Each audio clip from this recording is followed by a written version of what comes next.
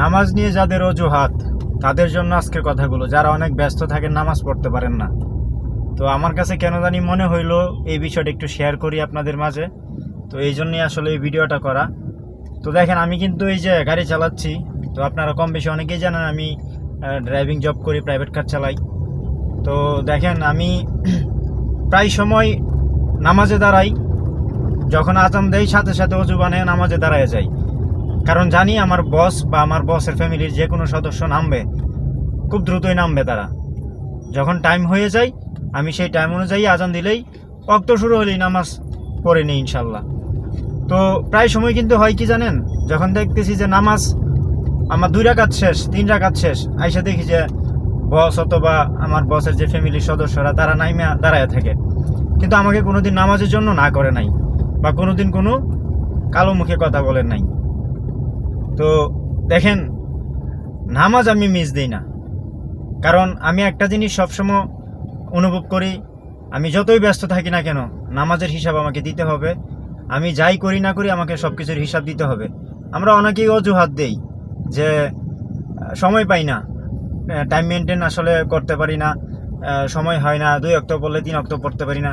আসলে সব কিছু ভাই ডিপেন্ড করে আপনার নিজের উপর, আপনার নিয়তের উপর। কথায় আছে ভাই, নিয়তে বরকত।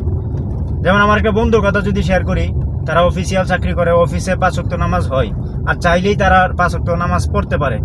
5 ওয়াক্ত না পড়লেও তারা কিন্তু অফিসে 4 ওয়াক্ত বা 3 ওয়াক্ত পড়ে, প্রতিনিয়তই 3 ওয়াক্ত তো মাস্ট বি পড়েই। কিন্তু সে প্রায় সময় বলে যে 3 ওয়াক্ত পড়ি আর 2 ওয়াক্ত বাসায় এসে আর পড়া হয় না। ধরেন ফজরের নামাজ পড়ে না, আর সে এশারের নামাজ ধরেন সন্ধ্যার পরে সে চলে আসতো, মাগরিব পড়ে চলে আসলো, সে কিন্তু আর এশারের নামাজটা পড়ে নাই। এখানে আসলে দুষ্কার সময়ের নাকি নিয়তের, এটা হচ্ছে অজুহাত। আপনার যদি নিয়ত থাকে, আপনি যে কোনো পরিস্থিতিতেই যে কোনো ব্যস্ততার মাঝেই আপনি নামাজ পড়তে পারবেন।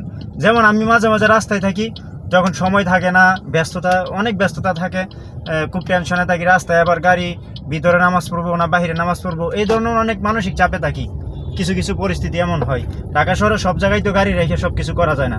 তারপরেও কিন্তু আপনার মনে করেন আমি গাড়ির ভিতরে প্রায় সময় নামাজ আদায় করি। এটা হচ্ছে নিয়ত। আমার নামাজ না পড়লে শান্তি লাগে না। এই জন্য আজকে এই ভিডিওটা এই জন্যই তৈরি করা। আপনার হচ্ছে গিয়ে নিয়ত থাকতে হবে, আপনার ভিতরেও অশান্তি থাকতে হবে। ধরেন আপনি নামাজ আপনার উপরে ফরজ, আপনি নামাজ পড়তেছেন না, আপনি দিব্যি চলতেছেন, আপনার ভিতরে এটা অনুভূতিই নাই যে আমি যে মরে যাব, আমি থাকবো না, তাহলে আসলে আপনার নামাজের প্রতি তেমন একটা টান আসবে না। ঠিক আছে, আপনার অনুভূতি থাকতে হবে। যেমন আজান দেওয়ার আগে থেকেই আপনার নিয়ত থাকতে হবে, জোহরের রক্ত হয়ে যাচ্ছে, আমাকে নামাজের জন্য প্রস্তুতি নিতে হবে, নামাজ পড়তে হবে। অথবা আসরের রক্ত হয়ে যাচ্ছে, আমার তো আসরের নামাজ পড়তে হবে। এই ধরনের চিন্তা ভাবনা নিয়ত থাকতে হবে। তো আপনাদেরকে বলতে চাই, যারা সময়ের অজুহাত দেন, অজুহাতি নামাজি যারা আছেন, আমি আপনাদেরকে বলতে চাই নামাজটাকে খুব গুরুত্বপূর্ণভাবে নেবেন। এটাকে হেলামি আলসামি করবেন না, যাবে শুধু নামাজ আর আপনার আমল, আর কিচ্ছু না।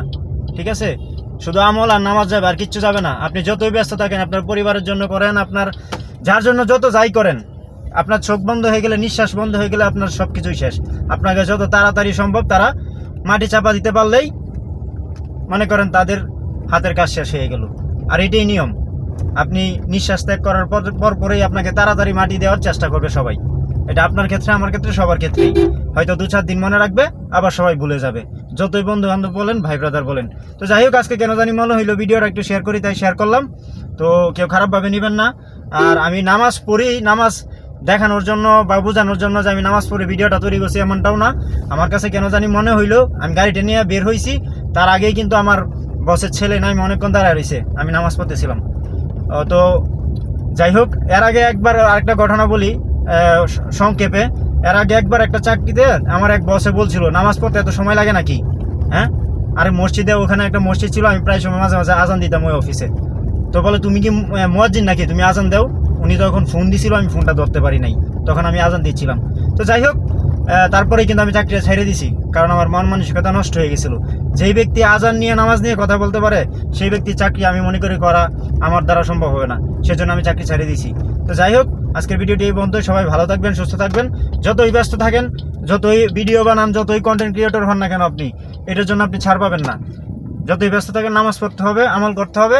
চোখ বন্ধ হইলেই আপনি একা, আমি একা, এটাই বাস্তব। সবাই ভালো থাকবেন। আসসালামু আলাইকুম।